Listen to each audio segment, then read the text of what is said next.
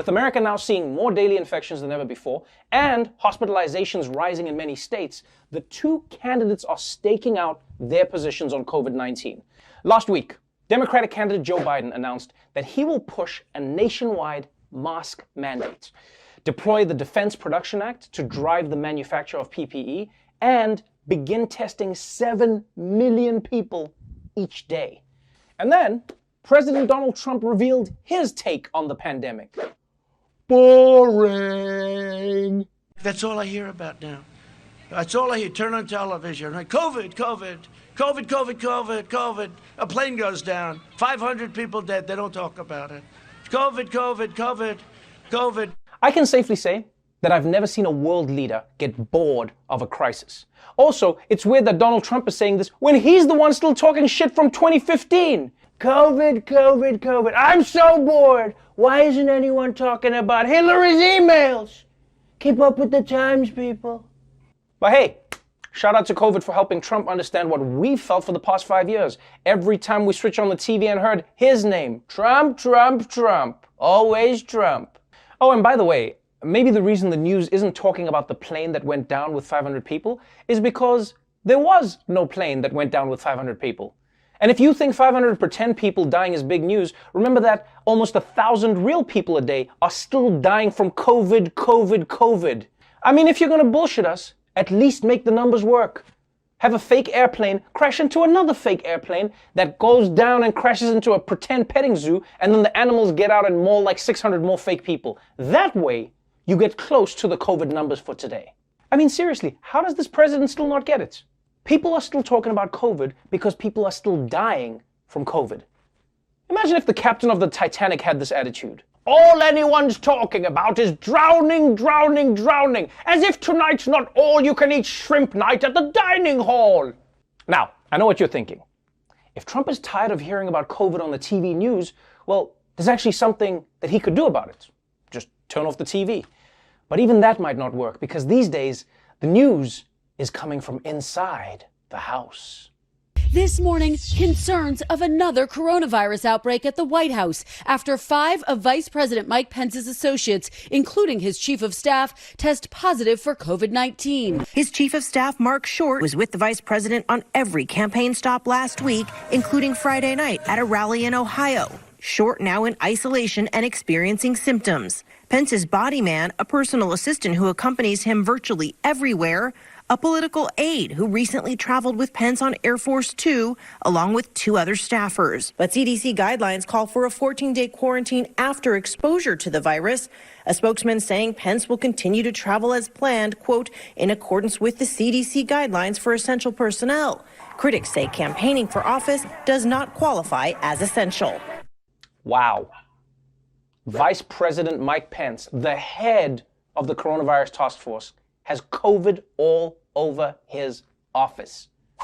This is like finding out that the Flash came in second in a marathon. I don't care what African country that guy was from, you're supposed to be the Flash.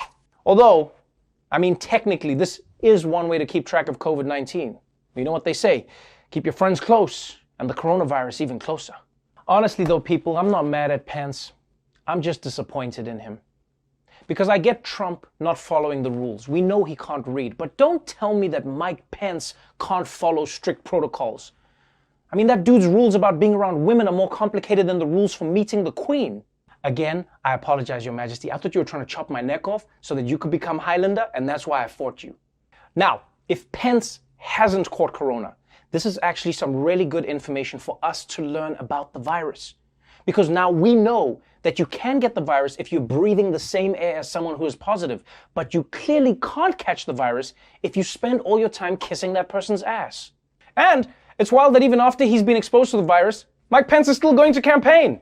Yeah, I mean, it's a terrible idea, and honestly, I think it'll backfire because who the hell is going to a rally with Mike Pence if that might give you coronavirus? And yeah, I know people go to Trump rallies after he got COVID, but that's Trump. His rallies are fun. That's worth getting corona for. No one wants to get corona from Mike Pence, especially because he already makes you feel like you have corona. Yeah, you know, after he talks, you're exhausted, it's hard to breathe, and you just want to lie down. But it turns out there's actually a very good reason that the White House isn't following guidelines for preventing the spread of the virus. They just don't want to. And the White House sounds like they are admitting that they have given up on trying to stop the spread of coronavirus. Chief of Staff Mark Meadows telling CNN, quote, "We are not going to control the pandemic." Here's what we have to do. We're not going to control the pandemic. We are going to control the fact that we get vaccines, therapeutics, and other mitigation Why aren't we going to get areas control of the pandemic? Because it is a contagious virus, just like the flu. Yeah, but Interesting. So the plan is to just let coronavirus spread freely throughout America? It's interesting how zen Trump's people are about this. You know, because with an immigrant child who came over the border, they're like, zero tolerance, one is too many, we have to deport. But with a virus that's killing hundreds of thousands of Americans, they're like, look, man, the virus is just trying to make a better life in our lungs. Who are we to stop it? But yes, you heard that right. The Trump administration is basically surrendering to the coronavirus. I mean, they're not using the word surrender, but admitting that they're not going to control the pandemic is basically surrendering. In fact, we actually have the tape of Trump himself personally surrendering to COVID-19. It's over after 8 months of bitter fighting. This morning, President Trump surrendered America to the coronavirus. I gotta hand it to you, coronavirus. You outsmarted me, and you outwitted me also. America is all yours. Why don't you guys just wear masks? No thanks. I'd rather just surrender. Halloween. You know, it's when the whole neighborhood pays child support with Kit Kats. But with the pandemic here, we're treating it a bit differently. Well, let's find out how differently in our special segment, Halloween in a Time of Corona.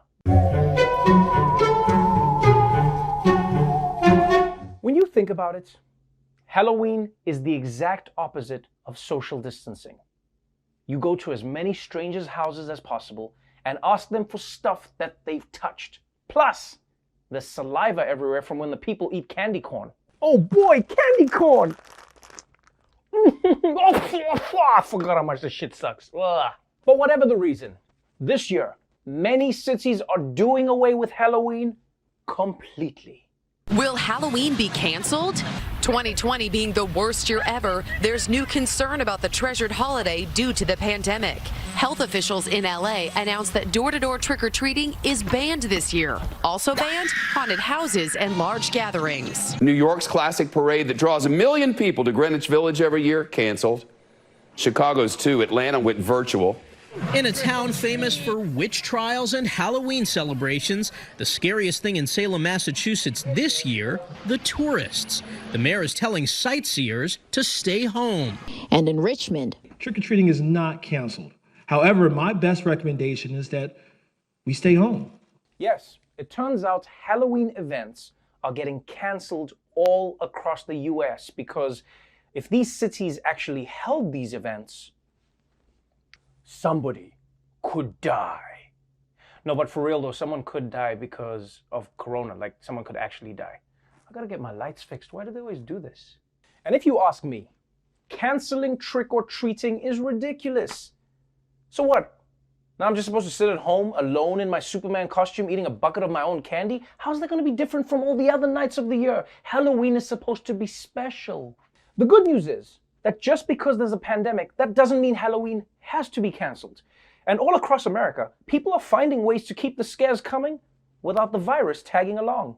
The CDC labeling traditional trick-or-treating this Halloween as a high-risk activity. But parents are coming up with ways to keep Halloween safe. A Virginia couple found a unique way to handle a socially distanced Halloween. Look at that. They came up with the idea of a candy slide. Some neighbors are getting creative. One designed a candy chute, another a pulley system to deliver candy from the porch to the street. Some folks are going high-tech, dispensing candy from a drone.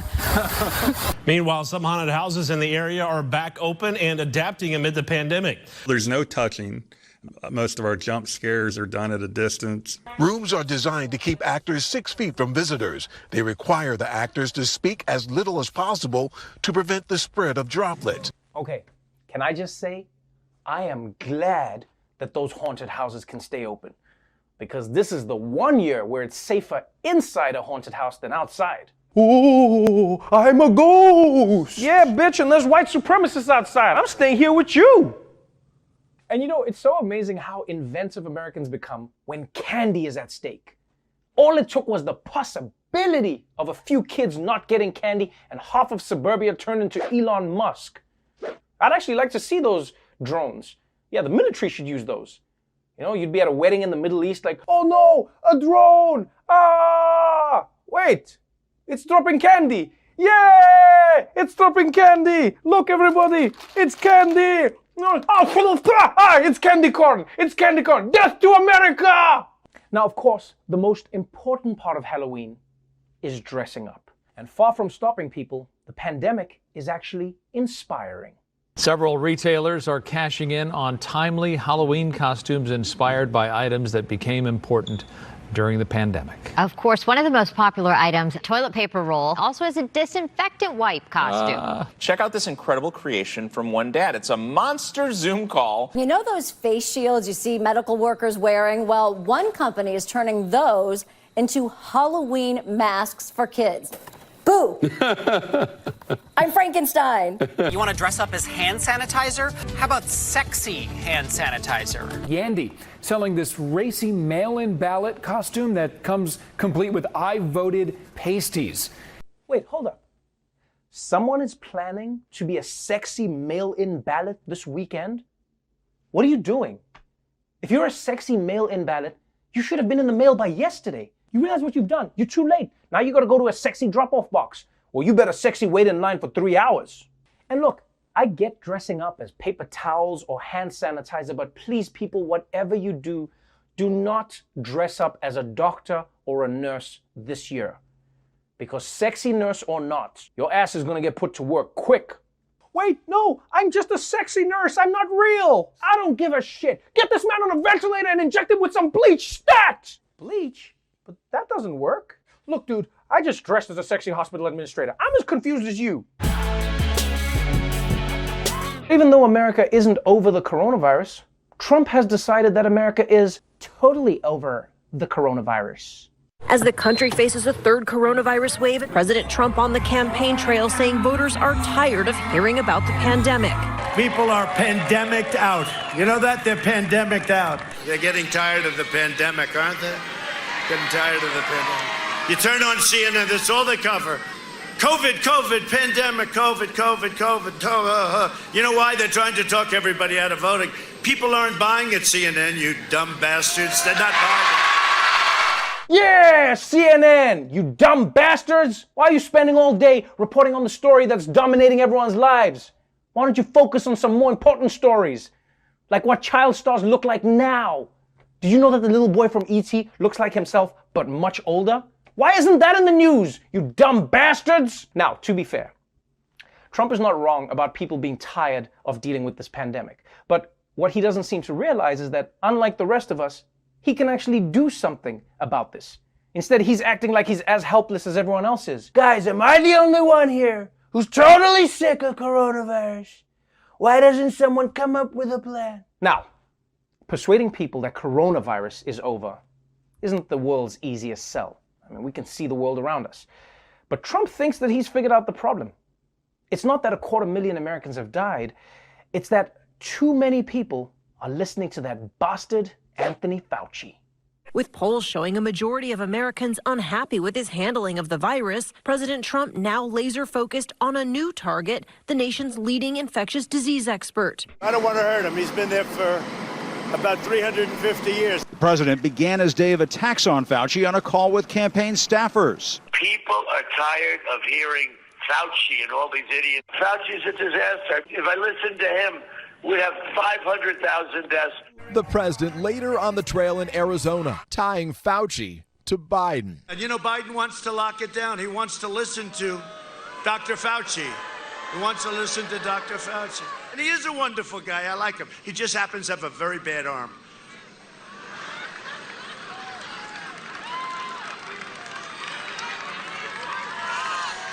He has a bad arm. Yeah, you know what, guys? I can't argue with Trump's logic on this one.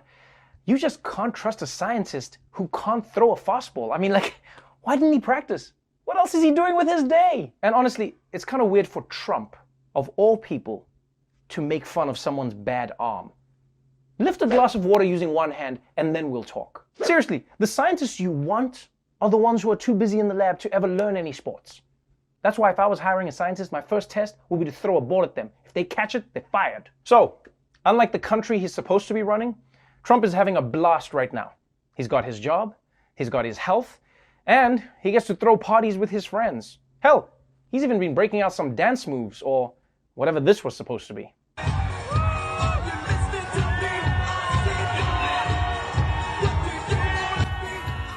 Whatever tiny percentage of the black vote Trump had, he has now officially lost. I mean, this is all of the classic bad dance moves back to back. Fake drive the truck, into the whack-a-mole, 2 claps off beat, then bring it home with 3 Jeffrey Toobins. But you know what? Maybe all the big rallies and weird dancing are just hiding a deep insecurity.